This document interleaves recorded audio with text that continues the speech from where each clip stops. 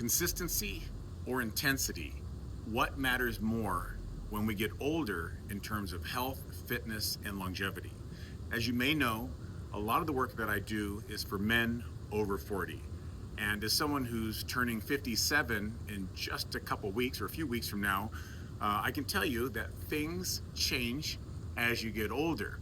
And so this information applies to both men and women. So just know that if you're a lady watching, this information can be helpful to you as well. And you can share it with your significant other as well. So what's more important, intensity or consistency? When you're younger, you can handle more intensity with your exercise routine and you can recover more easily. And also, if you're doing sports performance and you want to excel in sports, intensity matters a lot. Now, some people watching this, if you're a health or fitness professional, you may argue that, well, you need intensity like HIIT training when you get older because it helps with mitigating metabolic dysfunction and things like that. That's true. However, you have to be careful. I've seen older people with no fitness foundation do something like CrossFit, and Olympic lifting and powerlifting both require a lot of skill, and they get too aggressive too fast. Or if they go into a boot camp or a HIIT type of training class with no foundation and they want to make a splash for themselves or show off or whatever, it's not smart. You're better developing a foundation and even keeping a foundation and then being consistent over time. The older you get, as a general rule, just generally speaking, consistency is more important than intensity. And by consistency, here's an example. 6 days a week of exercise, 45 minutes to an hour, a 7 on a 10 scale. And of course, these are generalizations. It's going to vary. There are exceptions, I know. So in the comments, I know people are going to give me lots of examples and exceptions, and I welcome that because I always want to learn something new.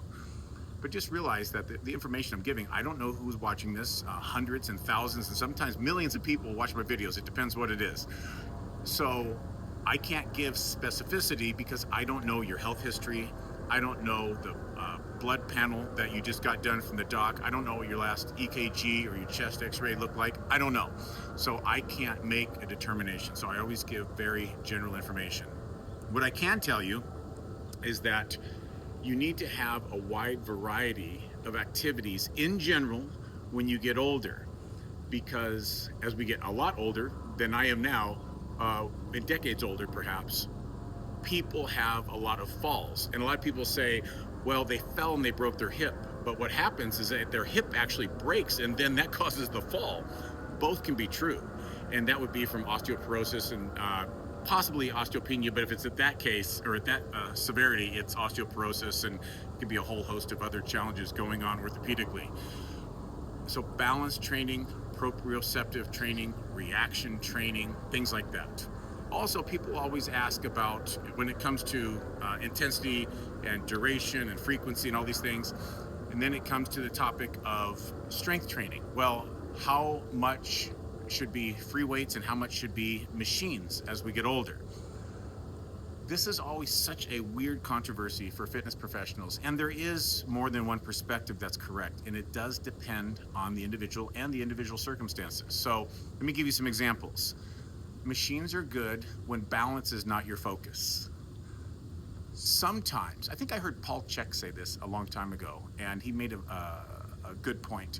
And correct me if I'm wrong, Paul.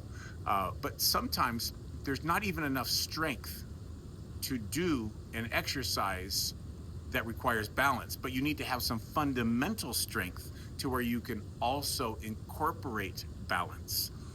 However, the other perspective is that if you don't have any balance, you shouldn't be putting any load on the muscle at all. So I can understand both of those perspectives, and that's why these things are on a case-by-case basis. But let's just say that you're 40 to 60 years old and you're watching this and you're thinking, well, how do I need to modify my health, fitness, wellness, and longevity protocol and exercise program as I get older? Number one, warm-up takes longer.